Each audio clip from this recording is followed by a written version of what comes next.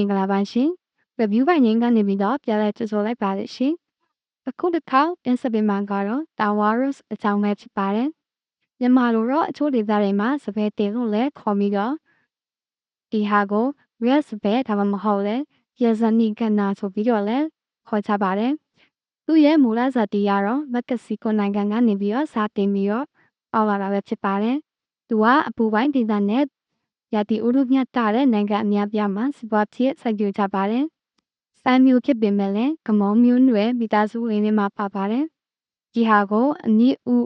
မှာပေါ့နော်စိုက်ပျိုးရတဲ့နှစ်ရှည်ခံပင်တစ်မျိုးဖြစ်ပါတယ်။ကမုံစစ်စစ်တော့မဟုတ်ပါဘူး။သူကတပွင့်တဲ့ single အမျိုးအစားနဲ့ပွင့်ချက်တပဲအမျိုးအစားတွေဖြစ်ပါတယ်။ဥပမာဒီဟာကိုတော့ the play လို့လည်းခေါ်ပါတယ်။အယောင်ကတမျိုးလေးလားဆိုရင်တော့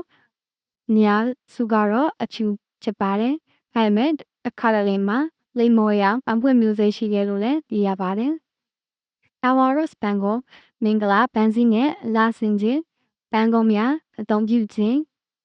လုပ်ကြပါတယ်။သူရဲ့အဓိပ္ပာယ်ကတော့တန့်စင်ခြင်းနဲ့အပြစ်ကင်းခြင်းဖြစ်ပါတယ်။ချူစင်ဝင်ပါတော့အချူရောင်ကြောင့်ပေါ့နော်သူတို့သမီးရဲ့တန့်စင်မှုအပြစ်ကင်းစင်မှုနဲ့ငြင်းချမ်းမှုတို့ကိုကိုးစားပြုပါတယ်။ဒါကတော့သူတို့သမီးပန်းစည်းတွေကိုအသုံးပြုကြတဲ့အဓိပ္ပာယ်ဖြစ်ပါတယ်။ချစ်ချင်းမြတ်တာနဲ့ကာမဂုဏ်ကိုစိတ်ဆန္ဒကိုနှိုးဆွပေးပါတယ်။ Tawaros ရဲ့ပြင်းချပြီးတော့ချုံငိမ့်တဲ့ရင်းနှံကြောင့်ပြင်းပြတဲ့ချစ်ချင်းစိတ်ဆန္ဒနဲ့ဆွဲဆောင်မှုတို့ကိုလည်းကိုးစားပြုပါတယ်။မင်္ဂလာပွဲအချစ်ဤအမြင့်ဆုံးပွဲဖြစ်တဲ့အတွက်ကြောင့်ဒီပန်းကိုရွေးချယ်ပြီးသုံးကြတာပဲဖြစ်ပါတယ်။ပျော်ရွှင်ခြင်းဘဝအစားဆိုရင်တော့မင်္ဂလာဆောင်ကဘဝတစ်ခုအစားဖြစ်တာအတွက်ပျော်ရွှင်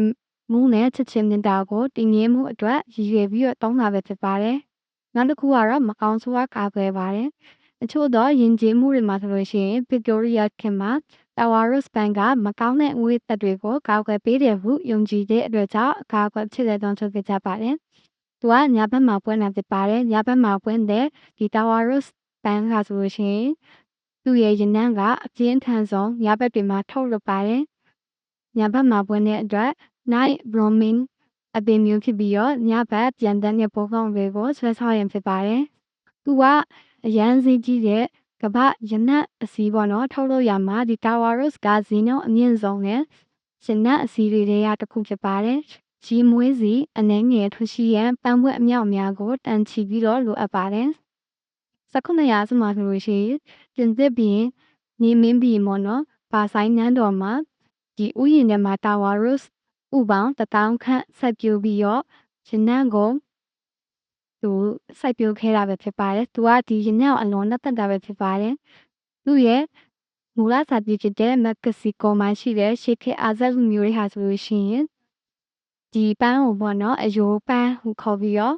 တံမွင့်အထူရောင်ကြောင့်ချောကလက်အရသာကိုကျင်းစီရန်လဲတုံးဆွဲဖို့လို့ဆိုထားပါတယ်။အိန္ဒိယဘင်္ဂလားဒေ့ရှ်ဆိုလို့ရှိရင်တော့ညာရဲ့ရနံ့ဟုအဲ့ဒီမျိုးတို့ခေါ်ပါတယ်။ဘာသာရေးပွဲနဲ့မင်္ဂလာပွဲတွေမှာပန်းကုံများအဖြစ်အများဆုံးအသုံးပြုပါတယ်။တန်းစင်ချင်း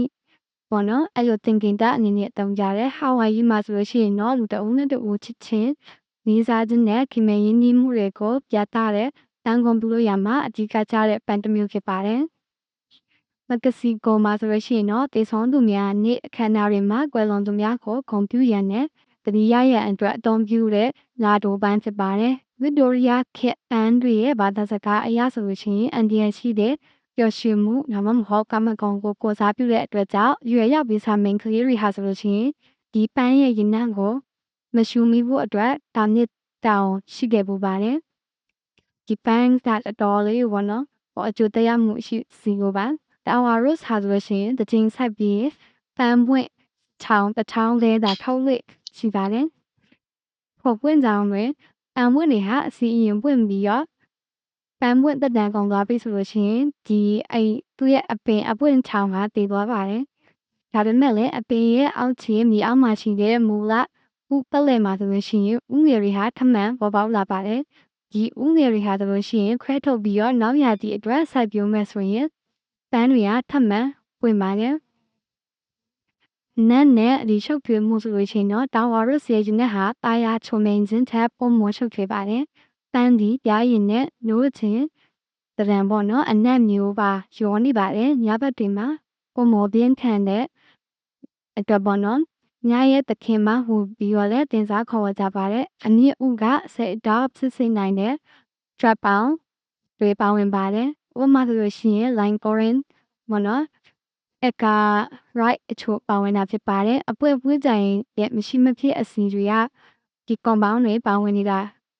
ဖြစ်ပါတယ်စေဘဝင်အသုံးပြုပုံအချို့မှာဆိုလို့ရှိရင်တော့ရှင်ရိုးစေပညာတွေမှာပြင်ပလိမ့်စေအနာစေအမြင့်ဒီလိုပေါ့နော်အနေငယ်3ရန်အသုံးပြုခဲ့ကြပါတယ်ဒါမဲ့ဒီဟာကစားသုံးဖို့တော့မသင့်တော့ပါဘူးသူ့ရဲ့နောက်တစ်ခုကတော့စိတ်တည်ငြိမ်စေပါတယ်စိတ်ဖြစ်စီမှုချောချတယ်ပြီးရင်အစီဖက်ပေါ့နော်သူကအစီဖက်ဒါမှမဟုတ်စိတ်စံသားကိုနှိုးဆွပေးတဲ့အချို့တော့ယဉ်ကျေးမှုတွေမှာဆိုလို့ရှိရင်တော့အပူကြားစေတဲ့သဘောရှိတယ်လို့ယူဆကြပါတယ်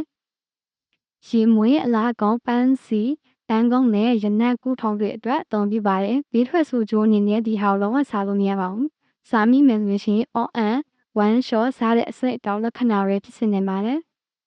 ကျွန်တော်ချက်ပါဆိုတာပေါ့နော်တော်တော်လေးချက်ပါတော့လူအချို့မှာအရေးပြားတတ်မှတ်တဲ့ချင်း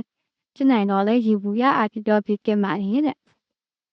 ဒါကောင်းကျိုးနဲ့အသုံးပြုပေါ်မှာဆိုလို့ရှိရင်တော့တာဝါရော့စာကဘာပေါ်မှာအဝေးဆုံးပန်းနဲ့တစ်မျိုးဖြစ်ပြီးတော့ရနက်ဟာစိတ်ကိုတင်ငင်ရစိတ်ဖြစ်စီမှုချွတ်ချပေးတဲ့ပျော်ရွှင်ခြင်းတို့ကိုဖြစ်ပေါ်စေပါတယ်အဖွင့်တိုင်းရေမွေးများနဲ့အလားကောင်းပစ္စည်းများထောက်ရောက်ရမှာအကြီးကပါဝင်ပါတယ်ပန်းစီပန်းကုံပန်းခိုင်ပန်းပွင့်တွေကိုအလားစင်ရပန်းစီပန်းကုံစတော့နဲ့မင်္ဂလာပွဲတွေမှာအများဆုံးအသုံးပြုတဲ့ပန်းပြီးတော့ဂျာချီခံတဲ့ပန်းဖြစ်ပါတယ်တာဝါရို့စာအဆိုဓာတ်ထိန်ပေးခြင်းနဲ့ရောင်ရမှုဆန့်ကျင်တဲ့ anti-inflammatory ပေါ့နော်အာနိသင်ကြီးရှိတယ်လို့ယူဆပါတယ်သူကဒီပန်းဥမှာဘာလို့မစားရလဲဆိုတော့အကာလိုက်အမျိုးပါဝင်တဲ့အတွက်ကြောင့်သူကသတင်းပို့မှုပေါ့နော်ဒီအဲ့လိုမျိုးအတွက်ကြောင့် all engine ကိုဖြစ်စေနိုင်တယ်ဒါကြောင့်မို့လို့လူတိုင်းဟိုလောကမစားတော့တင်ပါဘူးစီးပွားဖြစ်ရေမွေးအစီစေဘဝင်စီထောက်လို့ရတဲ့အလားစီရန်အတွက်ပဲအသုံးပြုပါတယ်နောက်ဆုံးဆက်ပြူနီကိုပြောပြရမယ်ဆိုရင်တော့ဆက်ပြူရဲ့အချိန်ရမြန်မာပြည်မှာဆိုလို့ရှိရင်တွေတဲ့ဒေတာတွေမှာတစ်နှစ်ပတ်လုံးစားရည်လို့ရနိုင်ပြီးတော့အကောင်းဆုံးကတော့ຫນွေဥပေါကာလမှာဥကိုစတင်ဆက်ပြူတင်ပါတယ်နေရောင်ကြီးအသေးရရှိရန်လိုအပ်ပါတယ်တနည်းကိုနေဆုံး6နာရီနဲ့7နာရီနေရောင်ကြီးရမယ်ဆိုရင်ပန်းပွင့်နှုံပိုကောင်းပါတယ်ဒီအမျိုးအစားတွေကတော့ရေစီးလာကောင်းတဲ့တဲဆန်တဲ့မြေခွစပင်းဆိုလို့ရှိရင်နှစ်သက်ပါတယ်ရေဝတ်တာကိုလုံးဝမကြိုက်ပါဘူးစိုက်ပြူပေါ်ကတော့ဥကိုအချင်း4လက်မှ6လက်မှခန့်ချပြီးတော့မြေကြီးရက်ကို2လက်မှ3လက်မှခန့်ညှမြုပ်အောင်ဆက်ပေးရပါမယ်ဥရဲ့အပြားပိုင်းကိုမြေကြီးနဲ့တပြေးတဲ့ညီပြီးတော့ထားပြီးစိုက်ပြူနိုင်ပါတယ်ပထမတစ်နှစ်မှာအပင်အောင်ကောင်းအောင်ကြည့်ရပြီးတော့များသောအဖြစ်ဒုတိယနှစ်နဲ့ဒါမှမဟုတ်စိုက်ပြီး3လ4လအကြာမှာပန်းတွေကစပြီးတော့ပွင့်လင်းရှိပါတယ်အကြီးကပွားချချက်ကတော့ဥနဲ့အပွင့်တွေကအာနီးနေလုံးဝမတူပါဘူးဥကိုစိုက်ပြူရအသုံးပြုပြီးတော့အပွင့်မှာထောက်တဲ့ကျန်းနန်းစီကိုပဲစေဘဝင်ရနဲ့အနက်အတွက်တုံးဆွဲပါတယ်ဥကိုစားတုံးခြင်းဟာကျမရေးကိုထိခိုက်စေနိုင်ပါတယ်အခုတစ်ခါတင်ဆက်ပေးတာကတော့တာဝါရုစ်အကြောင်းတင်ဆက်ပေးရပဲဖြစ်ပါတယ်နောက်အပတ်ဒီမှာဘယ်လိုမျိုးတင်ဆက်ပေးမလဲဆိုတာကိုစောင့်မျှော်ကြည့်ရှုပေးကြပါအောင်ချင်း like and subscribe ကောင်းမလေးရေးဖို့တောင်းဆိုပါတယ်အားလုံးကိုကျေးဇူးတင်ပါတယ်